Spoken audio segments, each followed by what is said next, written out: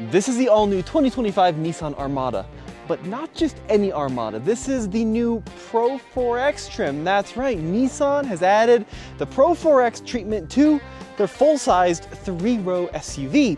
And don't think it's just stickers and some BNG, or as Alex says, bold new graphics. This PRO-4X version has some pretty substantial changes and a couple of firsts for the Armada that make this thing really cool. So let's get right into it.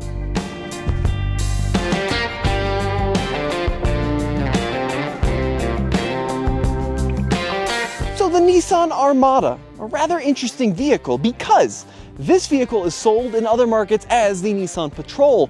The problem is, North America for a lot of generations received a somewhat watered down version of the Patrol. We've been missing features, and especially off-road features. You see, the Armada in the US has long been known for reliability, family hauling comfort, but not off-road capability. And if you go to Australia or the Middle East, or really anywhere that's not North America, Armadas are kind of like Land Cruisers.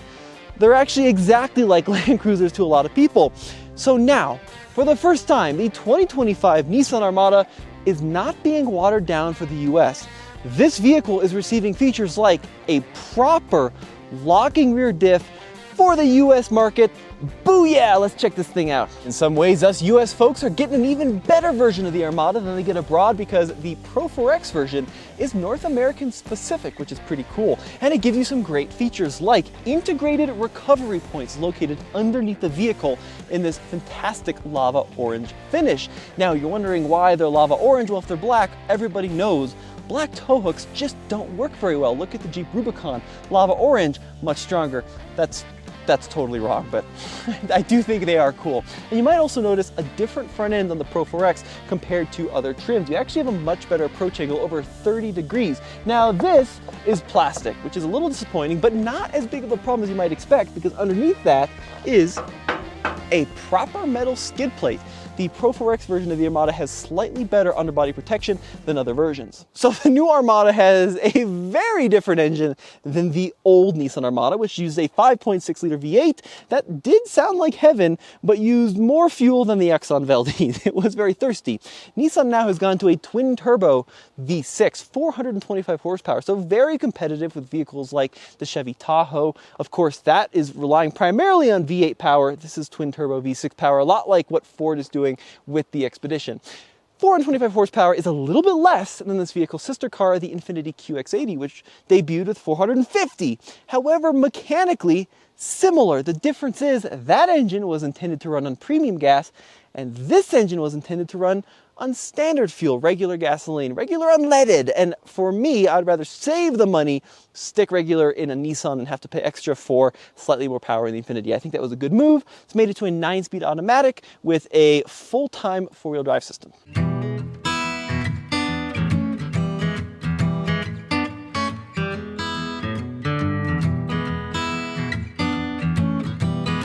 Stepping inside the new Armada PRO-4X, what a difference in terms of interior. Let me go ahead and open up this panoramic sunshade. One touch, it'll slide back. So, quite a shift in terms of interior design. We have a large center console, which gives it much more of a cockpit-like experience. You feel more divided from the passenger, but I kind of like it. It feels like you have your own little cubby. Visibility, pretty good. I like the low window line on the side windows. That hood height is tall. It's less of a problem now, though, than it used to be. We do have this cool now 3D visualizer, so you can actually see what's around the vehicle. Alex's door is open, which is why there's that black spot, but really, really handy. Look, you can swipe around and actually see what's around you if you're towing, backing up into tight spaces, which is very cool. So that's a neat feature. Now, the highlight, the focal point of this interior is going to be the dual 14-inch displays. It's pretty well integrated, actually. It doesn't look like a tablet that's just slapped on. So obviously we do have our main driver instrument cluster here with all of our safety features and all of our speed and fuel indications here.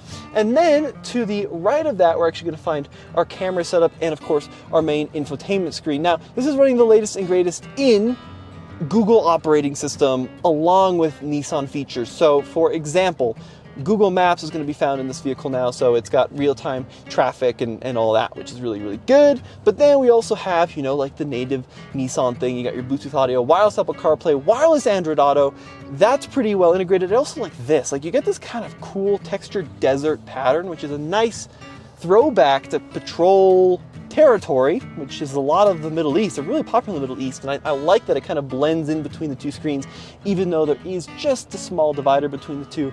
Now, if we look at actual feature set in this Pro-4X, we are going to find heated and ventilated seats. We got a 12-way power seat, and then if you step into a more luxurious version of the Armada, you can even get front row massage for both the driver and the passenger, which is really a nice touch. So we do still have some physical controls here. Volume knob as well as track advancement located right there. Dual zone automatic climate control with our heating and ventilation function, and then our physical control for the heated steering wheel. Now down here is going to be where all the fun happens. This is the automatic four-wheel drive setting. So it is still a fairly conventional transfer case, and that this vehicle operates in two-wheel drive until it detects a situation where it needs to engage that front axle.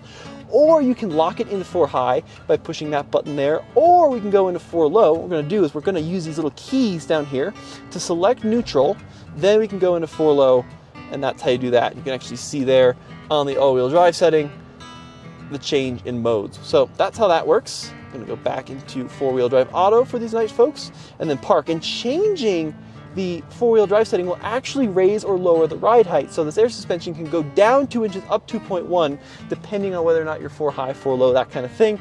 This is the big deal. So this is Pro-4X exclusive here in the States. That's going to be your button for the rear locking differential.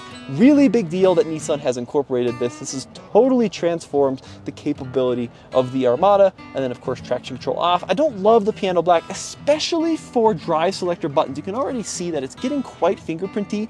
This is an area you have to touch every single time you drive the Armada. And this, I think, was a miss, making this piano black, especially in an off-road trim. Now, the Pro-4X version of this truck has, and I do mean truck because it is proper body on frame, solid rear axle, but this vehicle has 9.6 inches of ground clearance. They measure that at the front diff, and it has air suspension in this trim. You can actually raise and lower it down 2 inches from standard height and up about 2.1. which is pretty cool. We also have a Pro-4X specific wheel and tire package. Now, it is a 20-inch wheel, which is not ideal for off-roading. It does look pretty cool, although I am worried this painted black finish is going to take rock dings pretty seriously. And then, of course, that lava orange Nissan logo there in the center. And then we're rolling on a set of Geolander AT tires with a full-size spare. Now, in this Pro-4X version, it's not a matching wheel and tire. It's kind of just a standard all-season, but at least it is a full-size, so you don't have some wimpy donut underneath there. Now, design-wise, the Armada, I think, is a pretty big improvement over the previous gen, and that Pro-4X especially. That grille is unique to the Pro-4X, and it has some elements reminiscent of the hard-body Nissans of back in the day, which is kind of a cool throwback trend.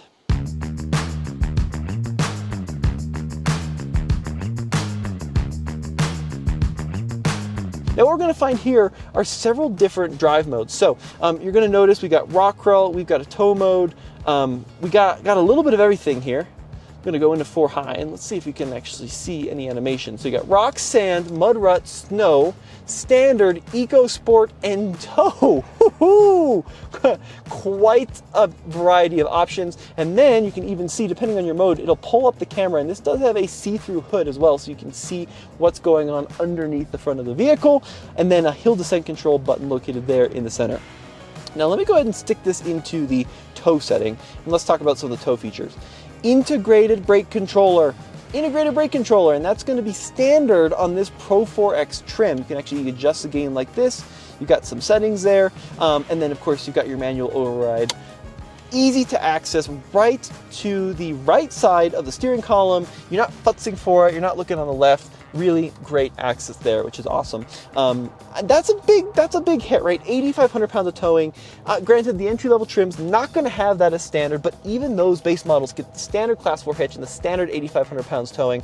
2-wheel drive, 4-wheel drive, doesn't matter. The most payload you can get in an Armada is over 1,400 pounds. Let's see what this Pro-4X has. I'm just looking at the sticker right here. This is a pre-production model, so we're not actually going to find... Oh, here we go. 1,444 pounds. Pretty good, right? So slap 8,500 pounds worth of trailer on the back, and you've still got 600 pounds of capability. So after you account for tongue weight. So not bad, actually. I'm pretty impressed with that overall. And then let's talk about some of the other comfort features. So the 12-way power seat, this is a comfortable seat. I don't think the Suburban has a seat in that new generation that's as comfortable as this. I really like the texture, and you just kind of sink in it. Nissan knows how to make a comfortable seat, which is a really great thing. And we also do have some ADAS functionality. So of course, these vehicles come standard with your basic suite of ADAS functions. You can also spec it though with a hands-free driving feature. So you're driving down the highway, take your hands off the wheel, eyes on the road, and have it just cruise down pre-mapped highways. Nice interior, full of features, right? We got our standard rearview mirror to our digital rearview mirror. This is kind of an odd one. There is actually an internal facing dash cam. So you can actually take pictures, selfies, they said. You give this car to a valet, you're not sure if you left something in the back seat, you can access that on your app. Yeah, I think that's okay. They said it's not on when you're not using it, because I was worried about, privacy and security. I'm not sure how useful that is. It's kind of a little bit of a gimmick, but they say, for road trips, for adventures, it's cool to have that. So we'll test it out, see how useful that really is. And then this is a really cool feature. This is a biometric temperature sensor, and this is analyzing occupants in second and third row. It's looking at their head temperatures, I kid you not, to see how hot or cold they are. And let's say, climate control is set to 70, someone hops in that's a bajillion degrees from playing soccer on the team, right? The computer will then use a sensor to read temperature and then crank up the AC and the fan to cool them down faster without actually changing the sensor temperature reading on that screen back there. It's not a camera. I want to make that very clear. It's not spying on you. It's just a temperature sensor. So not standard, but optional on the Armada. Now, the other cool thing about the PRO-4X Armada, which is not always the case on other body-on-frame 3-row SUVs, is the PRO-4X has the same towing rating as the top-end Platinum Reserve or a base model SV. They're all rated at 8,500 pounds, regardless of whether or not you get two-wheel drive or four-wheel drive. PRO-4X, though, comes standard with four-wheel drive. All right, stepping into the rear seat, second row of the Armada, we do have some forward slide and rearward slide, as well as recline. Good third row, or good second row, in this vehicle. Notice how low the floor is for middle seat passengers, and it's a good wide middle seat as well. So you're not going to be in a penalty box if you do need the center. I'm 6 feet tall, so headroom is going to be compromised in the center, but certainly on outboard seats feels really good. And then fold this down. A couple of cup holders back here. We do have outboard